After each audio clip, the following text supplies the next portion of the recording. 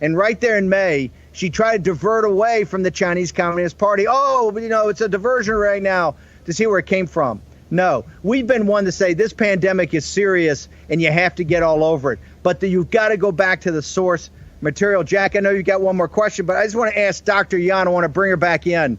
Dr. Yan, you said this when we first met you months and months ago, and then when you first came public, that you don't think there will ever be a vaccine for this. Dr. Trudeau said, hey, at most, it's going to be a vaccine that maybe solves 3 or 4 of these. Where do you think we stand until the CCP releases the original genome sequence?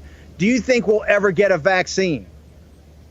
I don't think so. So let me stress this problem. So first, you should understand that vaccine is not just a magic term that you say, we have vaccine so we can get all the problem disappear. No, it's not like that. Vaccine is a big issue that you have to fully study the pathogen and then understand the weakness and also understand how it reacts to human bodies and target this kind of result. You can develop some vaccine to overcome the pathogen. Now, first we can say we have a high mutant new coronavirus now. So this virus spread all over the world, and it's very difficult for us now to understand how many serotypes there are and how long they can induce the different type of antibodies, and these antibodies last for how long in humans' bodies, and whether these antibodies are all neutralizing the virus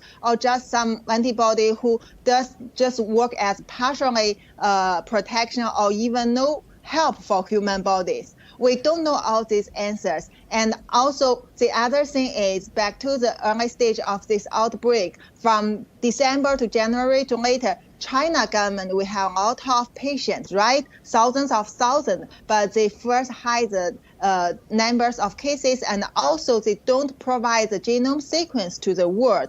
So that means we have some chance at that time to study this virus fully, even before it go to the other countries like US for the big outbreak. But this critical information was hidden by Chinese government. They even asked people to destroy those viral samples. And I work in Hong Kong. The Chinese government even don't want to provide those samples for us to do the analysis. So basically, although they use our institute, but they still worry that the sample will come out, maybe like me, go to US to let people know what they have been done. And also the other thing is, very important thing is they never do only one strain of virus. So imagine there are many virus strains in that stock, and they purposely release some. Why cannot they release the others? And how could you get a vaccine to overcome such problem? Jack, I know you got a question to wrap this up. Very quickly, guys. Dr. Yan, I wanted to just get your answer on this real quick. We talked over the weekend, and really some of the things you touched me, and I asked you about, do you feel safe in America? And you answered something to the effect that none of us are going to be safe unless we defeat the CCP. Could you just elaborate on that real quick? 30 seconds, Dr. Yan. No one is safe in any of the place in the world like we faced to this outbreak, right? And who did to this outbreak? Chinese Communist Party. And if they still stay there, how could people trust it?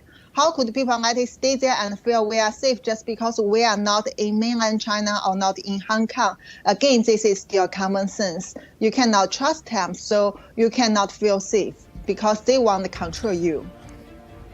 Dr. Yan, thank you once again for joining us here on War Room Pandemic. We're always so grateful to have you as a hero here on the show time and time again, really showing us how it's done. We'll be back with more War Room Pandemic after the break, and maybe Joe Biden's VP pick. We'll see.